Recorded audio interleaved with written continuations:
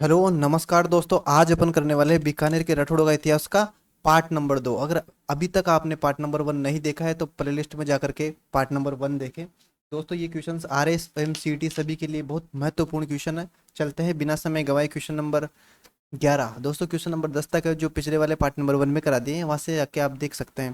Question number 11 है दोस्तों, किस शासक के सेवक मंडलावत संग्राम ने शासक के साथ चिता में प्रवेश किया? तो दोस्तों बीकानेर का शासक था राज सिंह, उसका सेवक था दोस्तों मंडलाउत संग्राम। इसने राज सिंह की मृत्यु पर उसके साथ ही चिता में प्रवेश किया था। दोस्तों ये एक इम्पोर्टेंट फैक्ट है दोस्तों इतिहास का जो पूछा जा सकता है। मंडलाउत संग्राम है दोस्तों राज सिंह का सेवक जिसने इसके साथ चिता में प्रवेश किया था। उसके बाद में ऑप्शन नंबर बी है दोस्तों, महाराजा सूरत सिंह। महाराजा सूरत सिंह के बारे में पढ़ेंगे। 1805 ईस्वी में इसने मंगलवार के दिन भटनेर का गढ़ जीता। क्या जीता? भटनेर का गढ़ जीता। और मंगलवार को जीतने के कारण उसका नाम हनुमानगढ़ कर दिया। ठीक है। इसके अलावा सूरत सिंह ने सूरतगढ़ का भी निर्माण करवाया। नेक्स्ट चलते हैं क्वेश्चन नंबर 12 की तरफ। किस शासक ने अंग्रेजों से सहायक संधि की? दोस्तों ये है बीकानेर के शासक जिसने अंग्रेजों से सहायक संधि की थी। इसका आंसर है दोस्तों सूरत सिंह। बीकानेर का सूरत सिंह। अरे यार सूरत सिंह सहायक संधि करी थी दोस्तों सूरत सिंह ने। ठीक है। अ, इसके बाद में हाँ सूरत सिंह के समय दयाल दास जो बीकानेरा राठौड़ा की ख्यात लिखी थी, इनके समय दयाल दास ने बीकानेरा राठौड़ारी ख्यात लिखी थी। बीकानेरा राठौड़ारी ख्यात। ठीक है दोस्तों, आपको याद होना चाहिए।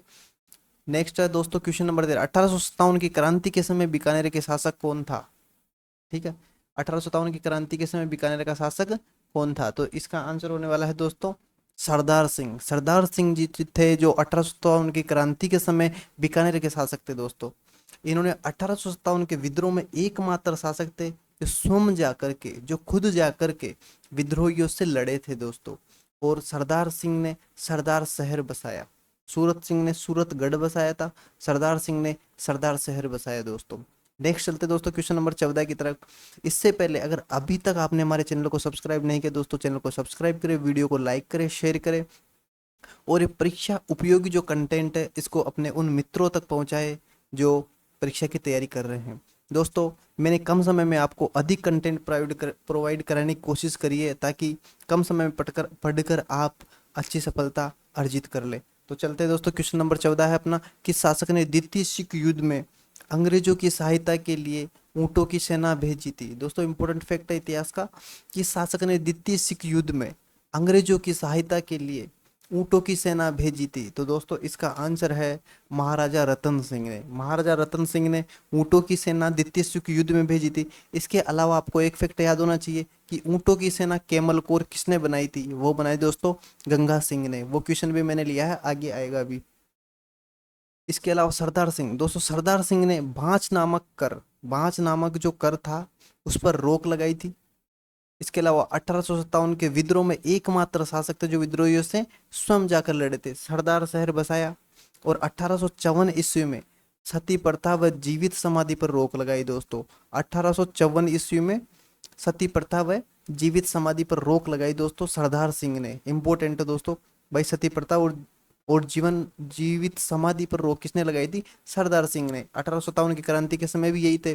और एकमात्र शासक थे राजस्थान के जो विद्रोहियों से स्वयं जाकर लड़े थे दोस्तों और सरदार शहर बसाए। नेक्स्ट चलते दोस्तों क्वेश्चन नंबर 15 की तरफ।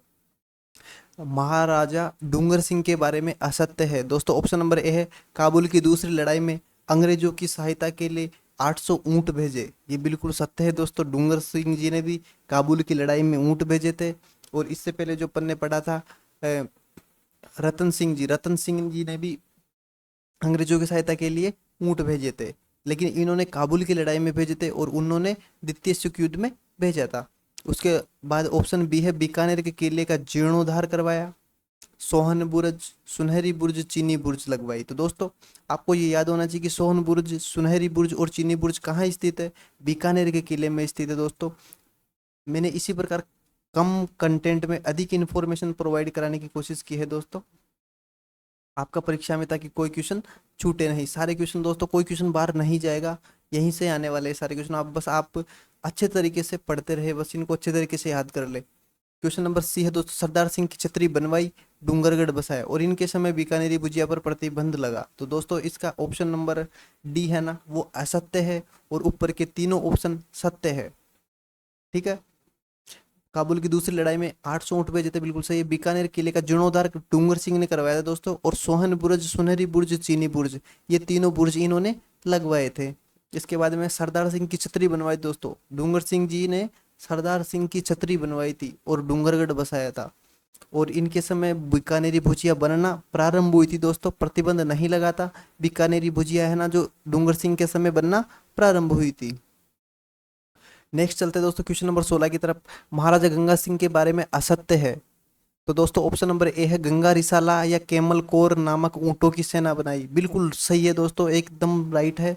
गंगा रिसाला या केमल कौर नामक से ऊंटों की सेना बनाई थी गंगा सिंह जी ने। उसके बाद में बी है, छप्पनिया अकाल के समय गजनेर झील का निर्माण करवाया। बिल्कुल सही है दोस्तों, छप्पनिया अकाल के समय गजनेर झील का निर्माण इन्होंने करवाया था। और एडवर्ड सप्तम के राज्यारोहण में लंदन गए, ये भी बिल्कुल सही है। ऑप्शन नंबर डी है, गंग नहर का उद्घाटन किया। ये ऑप्शन गलत है दोस्तों, ऑप्शन नंबर डी असत्य है, क्योंकि गंग नहर का उद्घाटन इन्होंने नहीं किया था, बल्कि लॉर्ड इरविन ने गंग नहर का उद्घाटन किया था। ठीक है, गंग नहर का उद्घाटन किसने किया था? लॉर्ड इरविन ने किया था दोस्तों। इंपॉर्टेंट है दोस्तों, ये आरएस और सीटी के लिए बहुत ही महत्वपूर्ण क्वेश्चन है दोस्तों। अगर अभी तक आपने हमारे चैनल को सब्सक्राइब नहीं किया दोस्तों, चैनल को सब्सक्राइब कर प्लीज़, और हमें सपोर्ट करें दोस्तों। चलते हैं नेक्स्ट क्वेश्चन नंबर 17 में। अगर आपको ये क्वेश्चन अच्छे लग रहे हैं तो एक बार वीडियो को लाइक और शेयर जरूर कर दे। क्वेश्चन नंबर 17, महाराजा गंगा सिंह के बारे में सत्य नहीं है। ऑप्शन नंबर ए है, इन्हें नरेंद्र मंडल का चांसलर बनाया गया। ये ऑप्शन बिल्कुल सत्य है। ऑप्शन नंबर बी, आधुनिक भारत का भगीरथ कहा जाता है।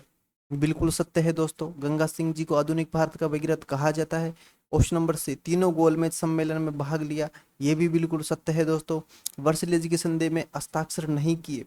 ऑप्शन नंबर डी है दोस्तों, वो सत्य नहीं है, क्योंकि वर्सिलेज की संधि में गंगा सिंह जी ने हस्ताक्षर किए थे, और साथ ही भारत के एकमात्र राजा थे जिन्होंने वर्सिलेज की संधि में हस्ताक्षर किए, वो गंगा सिंह जी ही थे। तो दोस्तों इसका आंसर है ऑप्शन नंबर डी। द्वितीय विश्व युद्ध के बाद हुई थी वर्सिलेज की संधि, जिसमें एकमात्र भारतीय राजा गंगा सिंह जी ही थे जिन्होंने हस्ताक्षर किए थे। तो दोस्तों ये इंपॉर्टेंट जीके है ना, जो आपको प्रोवाइड करा रहा हूँ। तो वीडियो को लाइक और शेयर करना तो बनता ही है, साथ ही चैनल को सब्सक्राइब भी करें। ये क्वेश्चन आपको आरएस और सीईटी में देखने को मिलेंगे दोस्तों, और आपका कोई क्वेश्चन बाहर नहीं जाएगा। बस शर्त है कि आप जो मैं पढ़ा रहा हूँ उसको बहुत अच्छे तरीके से याद करके जाए। नेक्स्ट दोस्तों क्वेश्चन नंबर 18, बीकानेर षड्यंत्र किसके शासनकाल में हुआ था दोस्तों? बीकानेर षड्यंत्र किसके शासनकाल में हुआ था?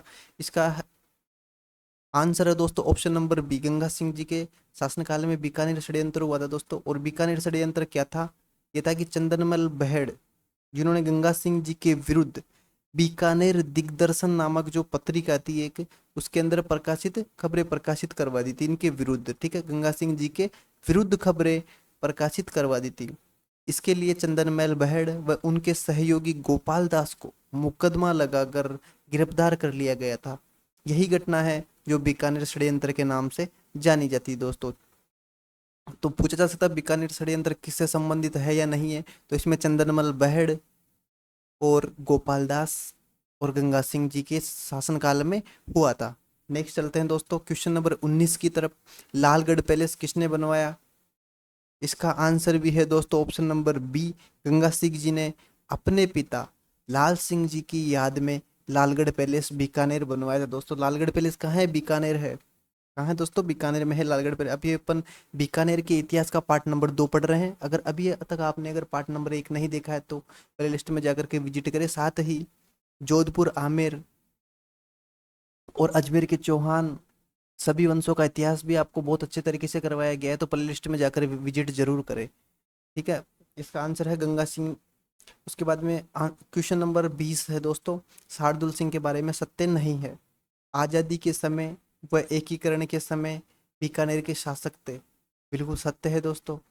विलय पत्र पर सर्वप्रथम हस्ताक्षर करने वाले, यानी कि जो एकीकरण हुआ था उसका विलय पत्र पर सर्वप्रथम हस्ताक्षर बीकानेर रियासत के शार्दुल सिंह ने ही किए थे। बिल्कुल सत्य है दोस्तों। बीकानेर का अंतिम शासक था। बिल्कुल सत्य है दोस्तों, तीनों ही ऑप्शन सत्य है। ऑप्शन डी, गोलमेज सम्मेलन में भाग लिया, ये ऑप्शन सही नहीं है दोस्तों। गोलमेज सम्मेलन में गंगा सिंह जी ने भाग लिया था। ठीक है,